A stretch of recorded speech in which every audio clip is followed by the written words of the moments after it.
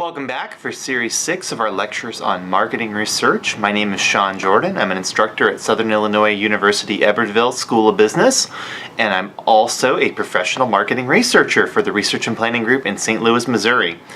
And in this series, we're going to talk all about sampling. And if your eyes are already starting to glaze over at the mention of that statistical language, first of all, no, you're not alone. A number of students have appeared to want to fall asleep listening to lectures about sampling, and most students also don't really have that strong of an interest in statistics, and sampling is definitely a word that suggests statistics are going to be talked about.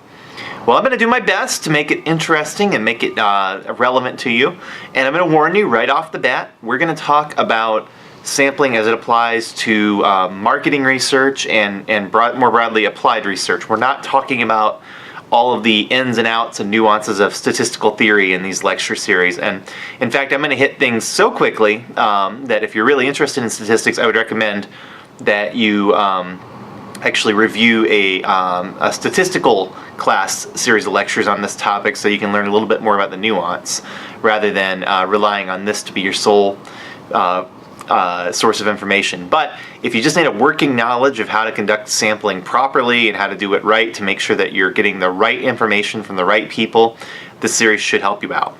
Now, it's important that we understand the topic of sampling and that we understand some of the language that I'm about to share with you, because I'm going to tell you, as a professional researcher, I didn't have a great handle on this when I first started my career.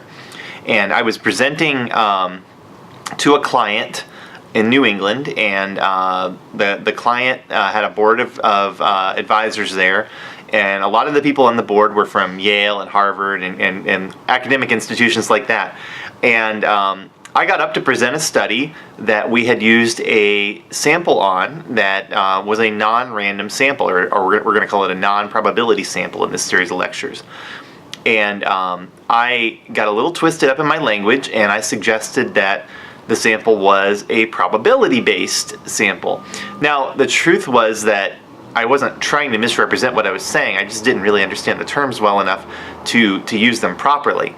And these folks jumped down my throat and basically spent the next 15 to 20 minutes lecturing me during my presentation on how I'd used the wrong term. And not only did it undermine the credibility of the good work that we did, because as it turned out, what we heard was pretty representative of the group of people that we surveyed, and once they actually heard the data, they could all agree that there was some useful stuff in there, but they got so thrown off by me talking about the sample in the wrong way that they didn't trust the information right away. And another problem was that there really wasn't a way to do a probability-based sample with the very small population of people that we were interviewing. They were very small, very highly qualified people that had a relationship with the organization that I was working with. So as it happened, I made a lot of mistakes getting up there and presenting without really understanding this terminology, and it made me sure that I learned it. And I want you to be able to be sure to identify the right terms as well. So we're going to talk about, in our next lecture, some terms that you need to know, and then we're going to talk about some of the different aspects of sampling throughout the rest of this lecture series. Enjoy.